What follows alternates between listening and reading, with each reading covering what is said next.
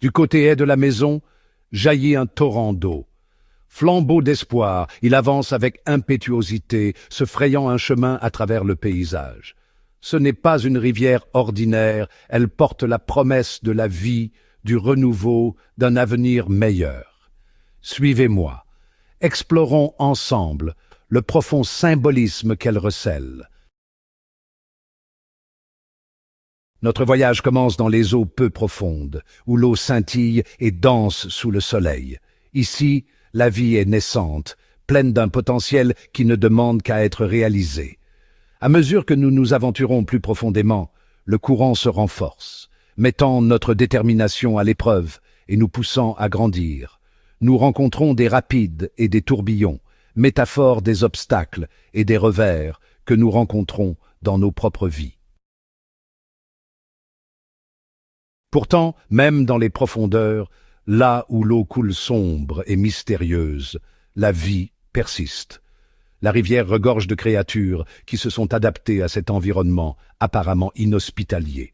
L'eau elle-même, autrefois symbole de chaos et d'incertitude, révèle maintenant sa vraie nature, une source de subsistance et de renouveau.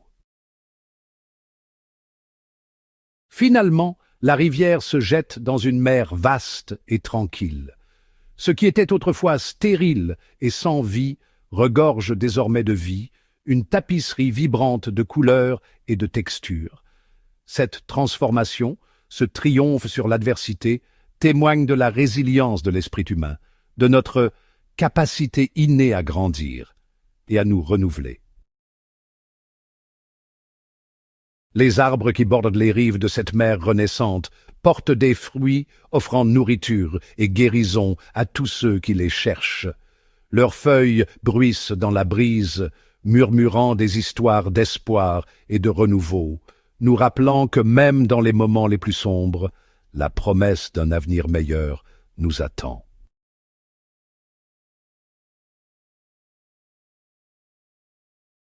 La piscine de Bethesda. Un lieu imprégné de murmures de miracles, où les malades et les souffrants se rassemblaient, leurs espoirs accrochés aux rumeurs d'eau guérisseuse. Un lieu de désespoir, un microcosme du désir humain de plénitude. Dans ce lieu de contraste, Jésus rencontra un homme dont l'histoire incarnait la fragilité du monde. Pendant 38 ans, cet homme avait été lié par sa maladie, son corps prisonnier de sa propre faiblesse.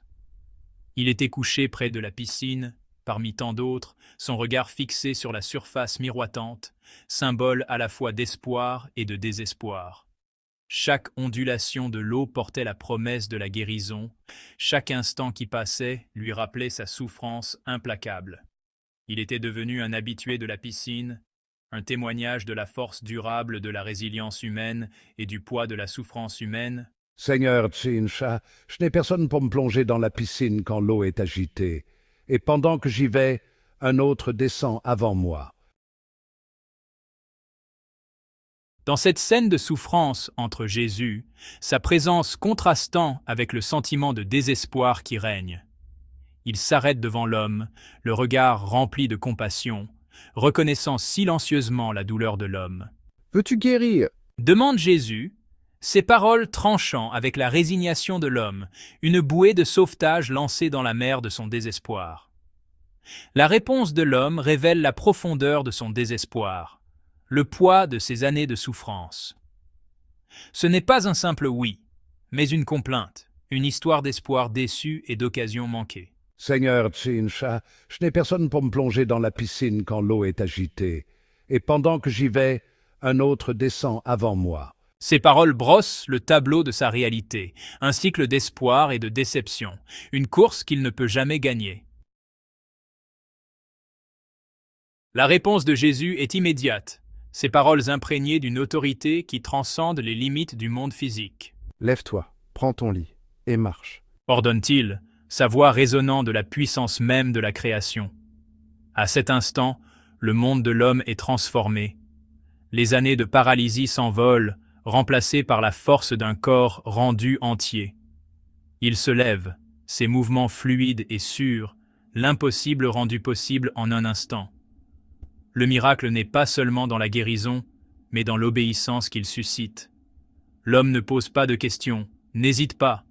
Il obéit simplement, sa foi enflammée par la puissance des paroles de Jésus. Il prend son lit, symbole de son ancienne vie d'infirme, et s'éloigne, chaque pas témoignant du pouvoir transformateur de la grâce de Jésus. C'est un nouveau départ, une vie restaurée, un avenir à écrire. Le sabbat. Un jour de repos, un temps mis à part pour Dieu. Pourtant, l'acte de guérison de Jésus en ce jour sacré suscite l'indignation des chefs religieux.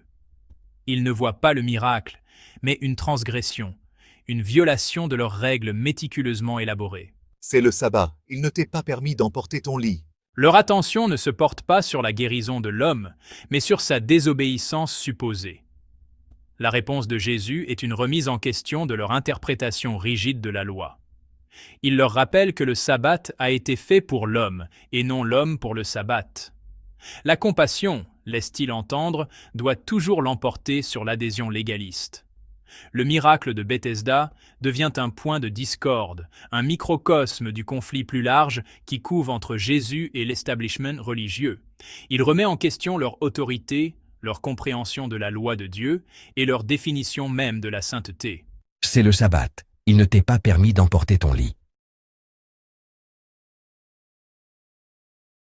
Savais-tu que le carême, c'est un peu comme le déluge de Noé, mais pour ton âme? Prêt à découvrir comment? Dans l'Ancien Testament, quand l'humanité se noyait dans le péché, les cieux se sont ouverts et il a plu pendant 40 jours. Ce n'était pas juste une inondation, c'était un baptême. Ça a lavé le mal et préservé la justice de Noé. Aujourd'hui, le carême est notre voyage de 40 jours, où les cieux s'ouvrent à nouveau, nous couvrant de la miséricorde divine. Quand on est baptisé, ce sacrement illumine nos âmes, lave nos péchés et renforce nos vertus. Comme à l'époque de Noé, le baptême est à la fois un déluge pour les pécheurs et une consécration pour les fidèles. Vous vous rappelez Saul qui est devenu Paul? Avant son baptême, c'était un persécuteur et un blasphémateur. Le baptême a lavé ses péchés et il est devenu l'apôtre Paul vivant dans la grâce. Alors, vivez le carême avec ferveur. Suivez les commandements du Seigneur et laissez le péché mourir en vous. Accueillez la grâce et vivez comme des justes, prêts pour la transformation.